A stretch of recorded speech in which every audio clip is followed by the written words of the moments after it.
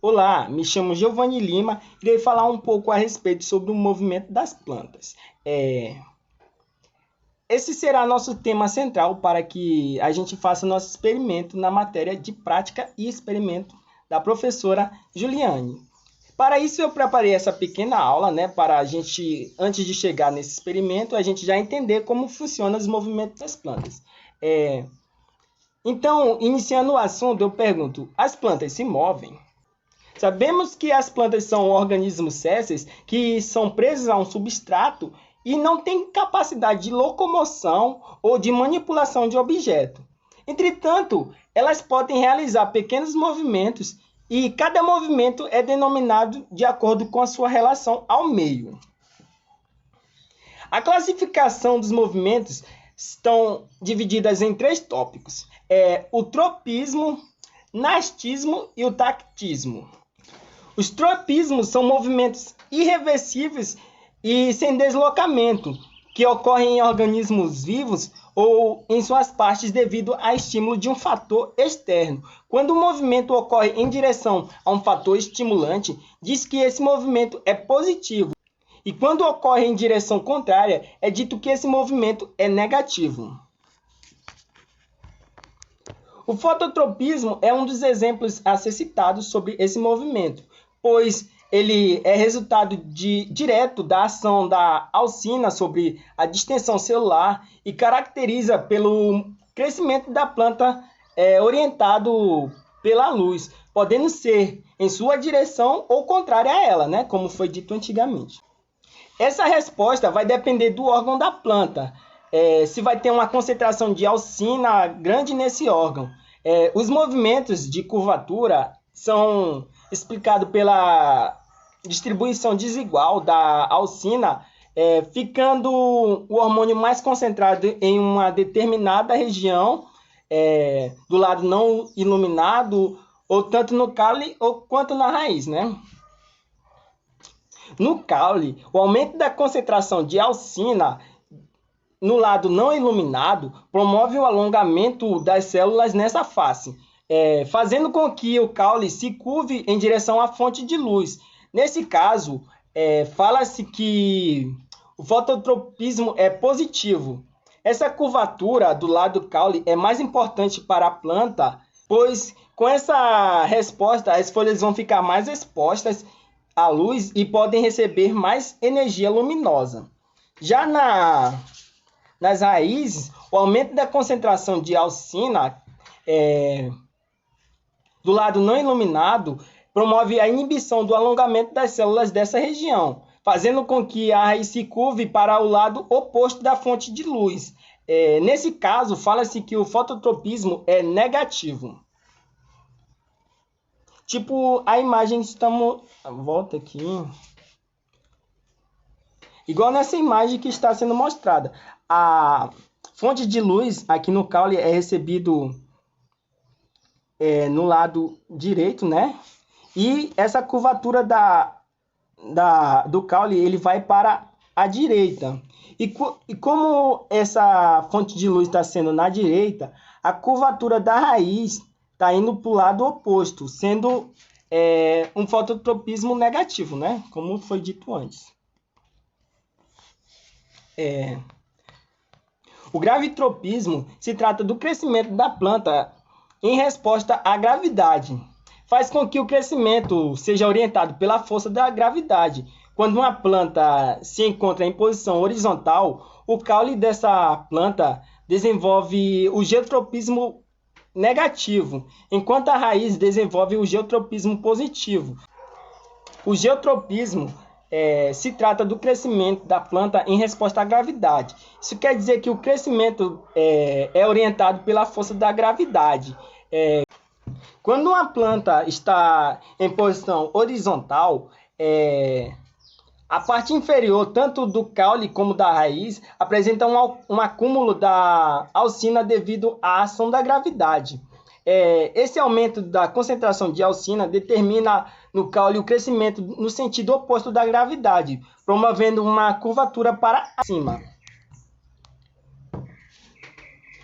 Nas raízes, o crescimento ocorre no sentido da gravidade, pois a maior concentração de alcina determina a inibição do alongamento celular.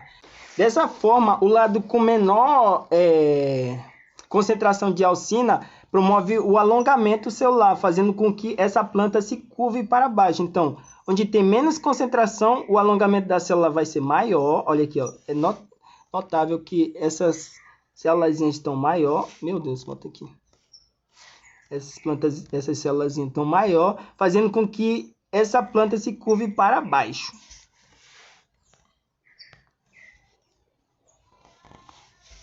O quimiotropismo ocorre quando o crescimento do organismo cresce direcionado por um estímulo químico como um mineral ou água, né?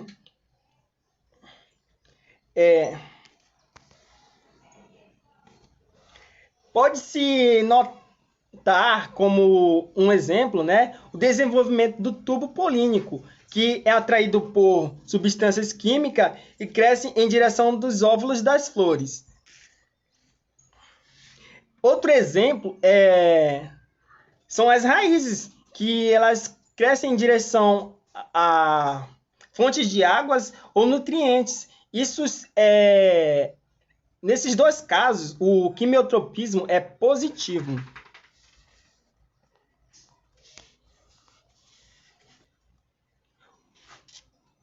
O tigmotropismo é o crescimento orientado em resposta a um estímulo mecânico.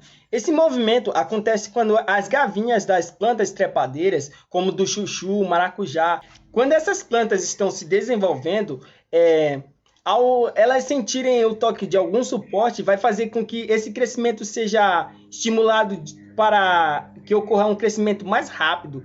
E assim, essa gravinha vai se enrolar nesse suporte para a sustentação da planta.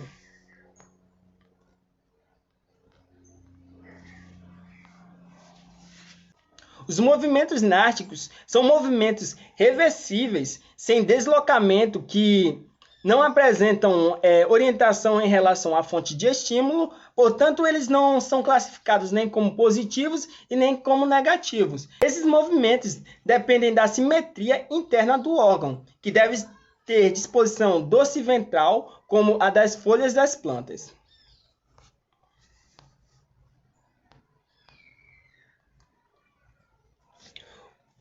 O fotonastismo ocorre quando uma flor desabrocha e apresenta um movimento de curvatura das pétalas para a base da corola.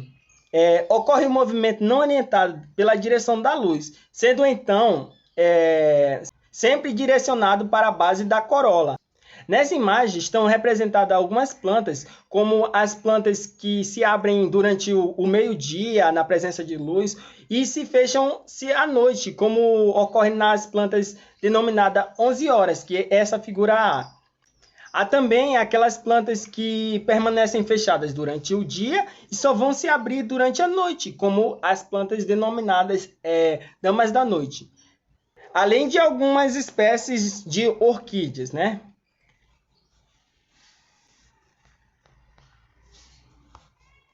O tigmotropismo é o movimento de fechamento rápido das plantas insetívoras, mais comumente chamadas de plantas carnívoras. Quando um inseto, ele entra em contato com esse tipo de planta, ela fecha rapidamente suas folhas com tentáculos ou pelos sensitivos, que tem outras plantas carnívoras que não têm tentáculos como essa mostrada, tem aquelas que são tipo um conezinho e fecham. Elas vão fechar para a captura desse animal e em seguida ocorre a liberação de enzimas digestivos, que atacam e digerem todo o corpo da presa. E os nutrientes provenientes dessa digestão são absorvidos pela planta.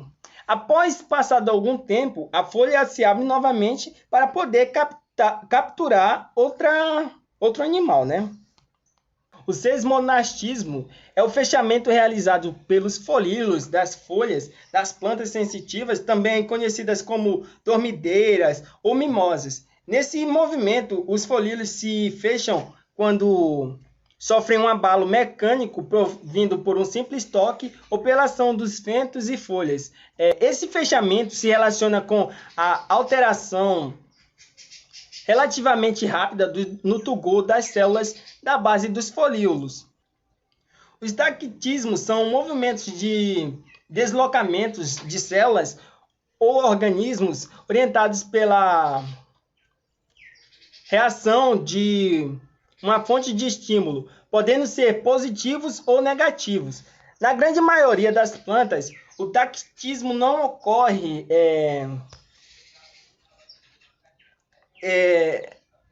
no organismo inteiro, né? Pois elas são fixadas no substrato. Os gametas ou organelas celulares podem se deslocar de um local para o outro, dependendo do estímulo, do tipo de estímulo que vai ter, né? O quimiotactismo é um movimento orientado em que o estímulo vem de substâncias químicas presentes no meio externo. Pode ser observado nos pterozoides, gametas masculinos de plantas biófitas e periófitas que se deslocam no meio aquático em direção ao arquegônio. Nesse caso, o deslocamento permite um encontro com o gameta feminino osfera, o que possibilita o processo de fecundação. A osfera elimina as substâncias químicas que atraem os antezoides. Esse quimiotactismo é positivo, pois os gametas masculinos se deslocam em direção às substâncias químicas.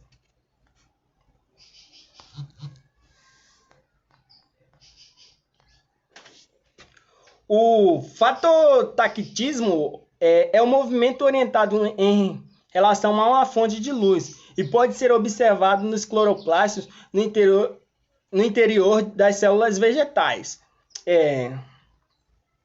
Quando ocorre a incidência de luz, né? Vou explicar aqui, mostrando aqui um pequeno coisinho. Vai fazer com que esses cloroplastos se acumulem em uma certa região onde está tendo a incidência de luz, né? Eles vão se acumular naquela parte em que eles estão sentindo a presença de luz. Nessa imagem aqui microscópica, é também possível notar que alguns cloroplastos, né, essas partículas verdes, estão mais agrupados em algumas regiões. Isso ocorre porque eles estão sentindo a maior presença de luz naquele local. Após essa breve apresentação do conteúdo, a gente vai começar a dar início ao nosso experimento. Aqui a gente vai falar como a gente utilizou o experimento, como é possível ser feito em casa também, né? A gente vai analisar esse experimento através de alguns registros, né? E para que esse experimento acontecesse, a gente usou essa metodologia.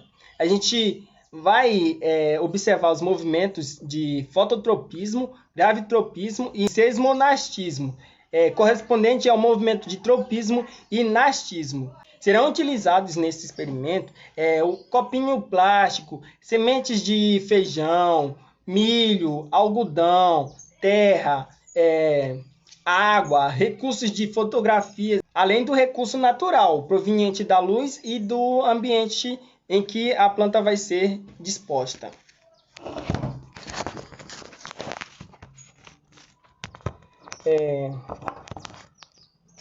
Para provar que as plantas têm movimento, né? A gente vai mostrar os movimentos de gravitropismo e fototropismo. Nessa parte do experimento, a gente vai ter que usar semente de feijão e de milho, pois elas têm uma rápida germinação e crescimento também, né? E nisso a gente utilizou um copinho com algodão, as sementes e a água. A gente colocou tudo no primeiro pote, né, com algodão e jogou água. Após se passarem alguns dias, foi possível notar que essas sementes já estavam germinando. Então, o que eu fiz? Eu peguei as sementes que estavam no pote de algodão e passei para um potinho com terra. É essencial saber que essas plantas devem ser colocadas em um local onde elas possam receber luz solar e de uma maneira equilibrada, né? E regá-las quando essa terra onde elas estão, né, estiver meia úmida. Nessa imagem a gente pode ver que as plantas já estão um pouquinho maior e se passaram 3 dias depois que elas tinham germinado. Então nota-se que a planta de feijão, que é a da lateral direita, ela está um pouquinho maior que a do milho, que está na lateral esquerda. Se passando 8 dias, você pode notar que as plantas estão no tamanho entre 10 a 15 centímetros.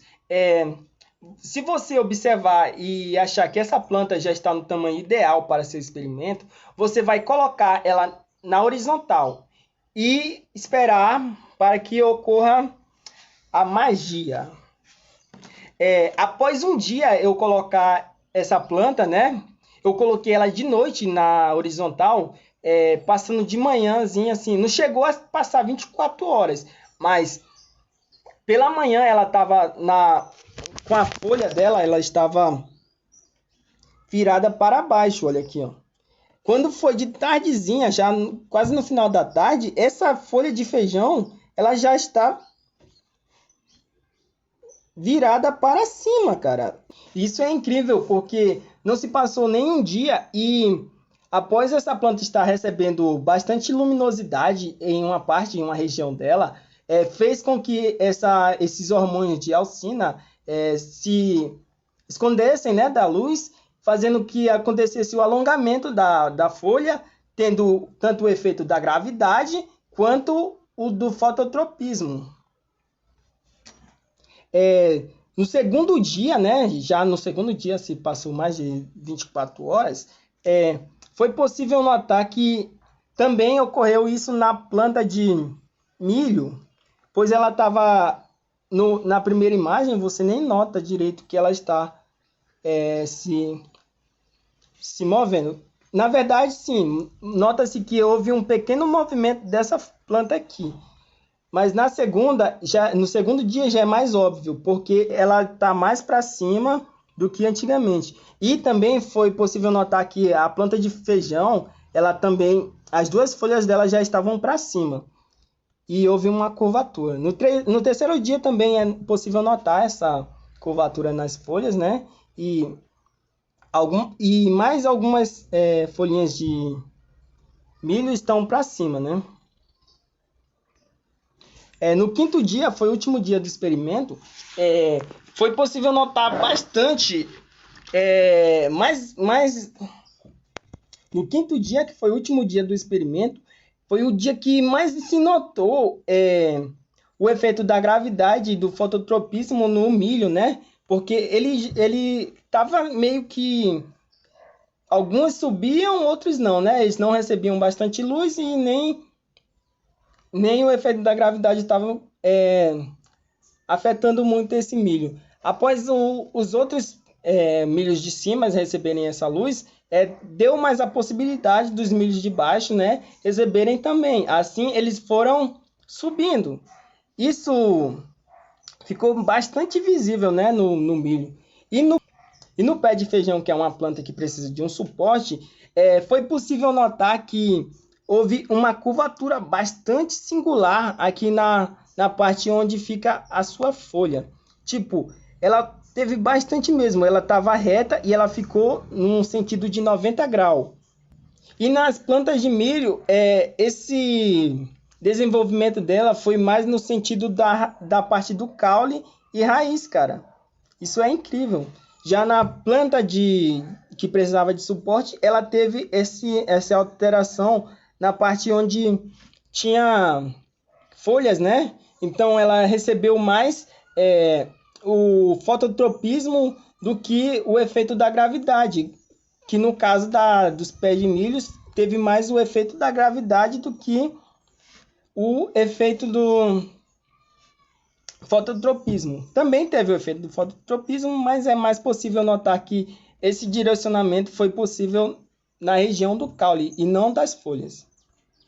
No segundo experimento, foi utilizado a planta dormideira ou mimosa, né, como dito antes, pois é uma planta que tem fácil acesso e o movimento dela é bastante visível, né?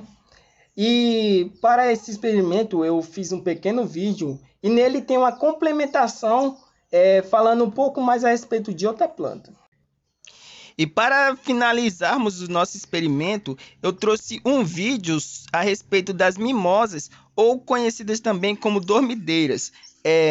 Essa planta que é bastante comum em alguns matagais e regiões com uma vegetação bastante ampla. Então, ela é uma das plantas com acessibilidade mais fácil e que o movimento também dela é bastante visível. Tem também as plantas carnívoras, porém já é mais difícil ter acesso a essas plantas e então a gente foi atrás daqueles que seriam mais plausíveis para a gente, né? Então, antes de começarmos a dar play no vídeo, nota-se que essas folhinhas estão todas abertas. Essas folhinhas, essas que são com as folhinhas mais pequenininhas, com os folíolos mais pequenos, são as dormideiras. E antes de serem tocadas e receberem algum tipo de estímulos, elas estão normalmente abertas. E após serem tocadas, elas se fecham e retraem seu talo para trás, assim se escondendo do possível predador que esteja tentando predá-la, né? Eu iria falar também um pouco a respeito sobre de leão, que tem um movimento, porém esse movimento é reprodutivo, e eu acabei não falando na nossa aula, que ele tem um movimento de dispersão das suas sementes pelo ar, né? E isso é uma coisa bastante incrível.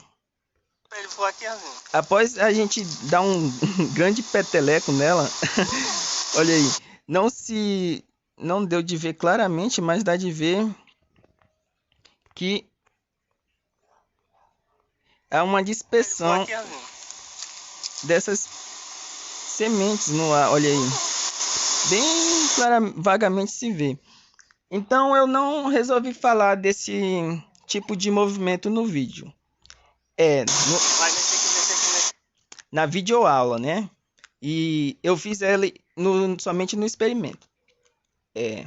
Algumas observações que eu poderia dar sobre o meu experimento é que a gente tem que tomar bastante cuidado para não ficar movendo as plantas de local, porque aconteceu que na época que eu comecei o primeiro experimento, eu tive algumas dificuldades, porque estava chovendo bastante e eu não tinha um local onde eu colocasse essas plantas que pudessem receber uma luminosidade adequada, e acabou que elas cresceram um pouquinho, porém elas murcharam por não estar recebendo o sol e também por estar acontecendo essa troca de local, ela acabou perdendo bastante energia, essas plantas morreram.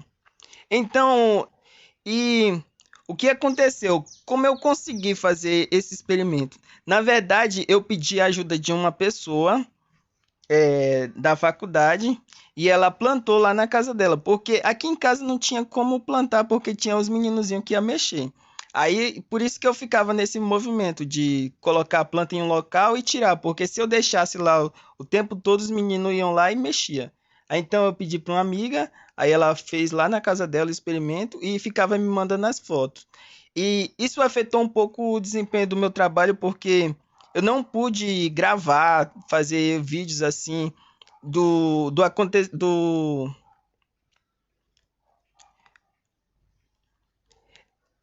não pude fazer vídeos assim desse desenvolvimento da planta. Eu queria fazer uma mini time-lapse, mas não pude por causa desse...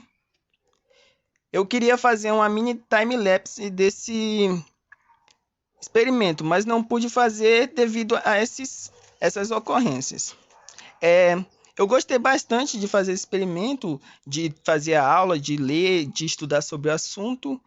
E era só isso que eu queria falar. Muito obrigado por assistir até aqui Tenha uma boa noite, uma boa tarde ou um bom dia e até a próxima.